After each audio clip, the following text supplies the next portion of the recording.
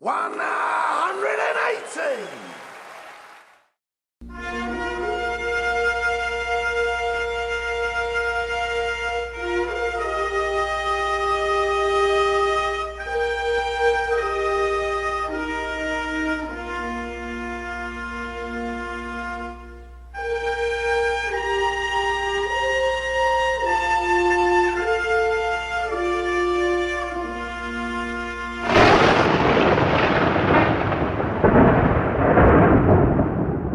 Build up to the Ladbrokes World Championship at Alexandra Palace, I interviewed Phil Taylor, and this is part one.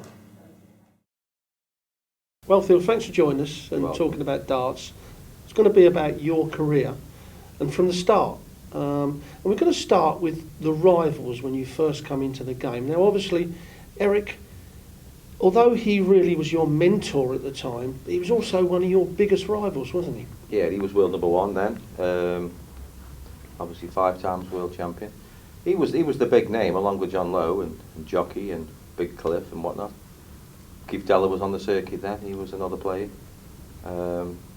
Yourself, Dennis Ovens, you know, it was good, it was different. But I always thought, you know, with the way they were, I thought I can get there. I was learning off their mistakes, if you know what I mean.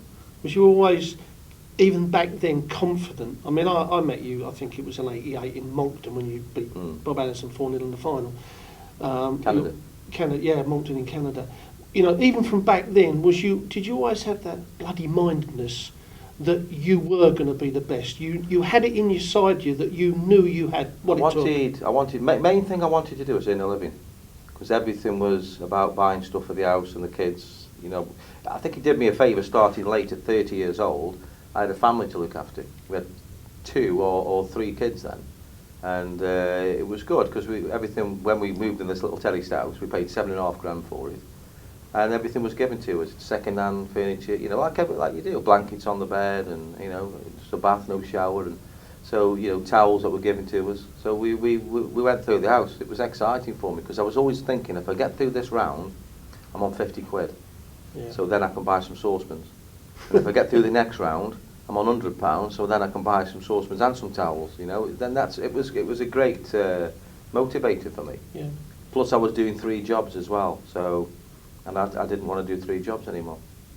I mean, you know, talking about the rivals, it was Eric and the Giants of John Lowe, but then Dennis come on the scene. I mean, and he was a tough competitor, and I suppose at the time he was one of your biggest rivals in that early part of your career. Yeah, probably one of the best players I've ever played, Dennis. On his day, I mean, he was so consistent and so steady.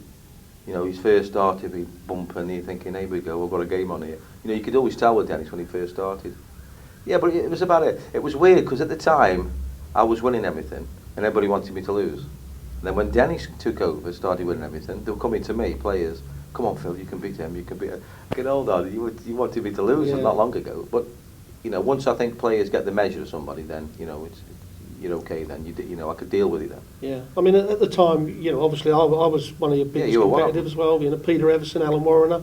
You know, there was a lot of class players around at that time, wasn't there? You know, a few good players come in the game at the same time that were capable of winning. The one thing I've noticed over my career, you probably noticed yourself, is the players in them days, we had to get to finals just to get us money back. Yeah. You know, if you got to the semis, you probably get 600 or 700 quid. It probably cost you £1,000 to go. So you needed to get to the semi-final. But the players were more happier than they are today, where they're earning thousands and thousands. Yeah. It doesn't make sense. I don't think they realise how lucky. Some of these players don't realise. I'm not going to mention names, but they haven't got a clue how lucky they really are. You know, the amount of spade work that we did, you know, to give these players an opportunity to make themselves very, very wealthy. You know, they've all got big cars, big houses, but it doesn't make you happy. No. Money doesn't make you happy, you know, so as long as you've got enough to live on and survive, I think that's the top and bottom of it. I mean, rivals, I mean, they go from different characters to different people, and then a certain Peter Manley come on the scene, who was a lot... Well, we had Jockey, didn't we, when we first started? Yeah, he was I mean, like the character. Yeah, he was the character, but then we had Peter Manley. When you mention Jockey, and everybody smiles. Yeah. You know what I mean? Yeah, and they never did when you mentioned Peter Manley. But he was a different character, wasn't he? He was tried to get in your face and tried to intimidate you. And what he didn't realise is that we'd been brought up to Eric Bristow. So was Peter Manley? Did you kind of laugh a little bit at Peter with all his antics? Although he was a good character for the game and a good player. Yeah, he was funny. Peter was. But with me, he didn't work with me because obviously I said, Eric, Peter, I've had probably one of the best antics. Who's given me every insult you've ever believed. So you doing this on me ain't gonna bother me one bit, and nor will it off anybody else. So, but he was good fun. You know, I used to see him wind other people up. You know what I mean? Somebody asking for an autograph, he'd say, "I'll give you an autograph," and I'd beat him here. You know what I mean? And he'd wind people up. But it was good fun. I mean, he was fun. Sometimes he went a little bit too far. Yeah. You know what I mean? Because he'd keep it going, even on your relaxing time. You know, he'd still keep niggling at you. Yeah. I mean, about the time, Big John Parr, I mean, he was another good rival, tough dart player to beat. John, still is. You know, was he a sort of player that you looked at and you think, right, I've got to be at the top of my game here because he doesn't throw bad games? Did you have a different attitude towards, say, someone like him than with Peter me? Manley? I've always played everybody the same, so it doesn't really matter if I'm playing Peter, Everson, yourself, Dennis, or my dad down the club. You know, I've always played everybody the same. I don't even let my grandkids win. If I played Tiddlywinks, I wouldn't let them win. You know, if you're going to beat me, then you're going to beat me fair and square, and that's the way I am. So, not really, no. Every game was, you know, even if I had a player what was just coming to competition in America, say, you know, he was just an average player, I'd still go out there for do 9 darters on him. Yeah. That's my mentality. To give it my best, you know. You're only as good as your last game, so you get beat by people that haven't got a reputation or whatever. But you shouldn't get beat anyway. Well, then we come into the more of the modern era with Barney. Barney was then, and then Adrian, who you helped out, like Eric helped you out. And then, of course, we've got Michael. I mean, you know, it was kind of like a stepping stone of challengers coming in to try and take your crown. I love it. I love all these new places. I love the cockiness of them. You know, some people say they're cocky. I think they're confident. And they come in all full of beans and they start making a few bob and they start enjoying themselves because you see them with the Rolex watches on and everything. I think it's great. And the nice little cars, and they bought their houses, you know, it's fantastic for them. But I also enjoy the challenge of it, you know, the different people coming through, the different faces, the different characters. Is that the one thing that's kept you going, that, you know, every time you perhaps had a little bit of... No, not really, no. You know, is it not the new players that are coming in trying to get to your standard, so you're thinking, right, I've got a new challenge here? Do you see it as a new challenge when Adrian come in? I love the new players, I love, you know, especially when they're saying I'm going to beat him, I'm going to beat his records, I'm going to do this. I think he's great. No, it's my mindset. My dad and my mother put in me, you get out of bed in the morning and you get your job done.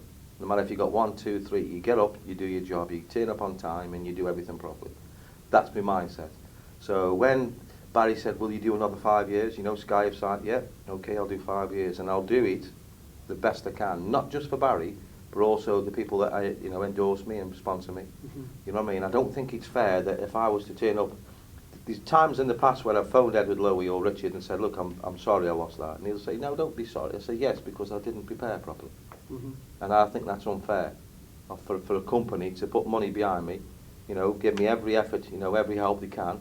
Every time I ask them for something, they were there for me, you know, they changed me flights, changed me darts for me on a whim. And for me not give them 100%, I think is wrong. Do you feel as well that what you've done in the game, and I have to say that, you know, 99 times out of 100, you've always done the right thing. When Dave Allen phones you up, can you do this? You've always. Do you think that you've done that because you deserve to leave a legacy, because you've had a good career out of the game? Well, Barry tells me off for being a yes boy, but not when I say yes to him. Yeah, right. But so do you if I say believe? no, he goes, no, you can't say no to me. Yeah, but do you think that, you know, in sport, in any sport or walk of life, you if you've had a good life out of it, a good career, you leave a legacy, and then the players that are in the game now, it's their right to leave a legacy. Do you feel that over the years that you've left a nice legacy? I don't think players think like that now. Me and you do. We're the same generation, but the younger ones now only look at as far as this. You know, they don't look any further past that, and I don't think they care enough about the game. You know, so you need players now coming through, like you're on about the youth tour.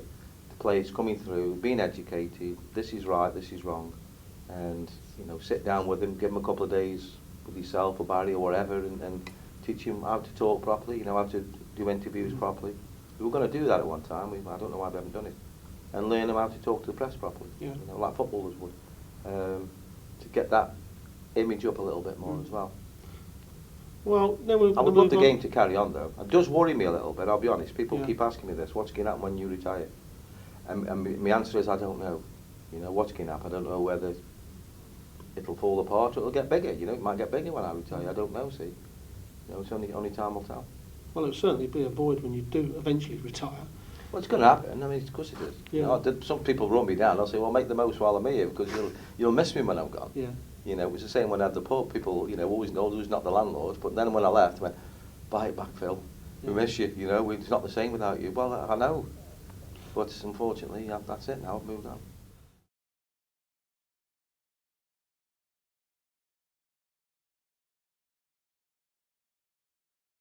180!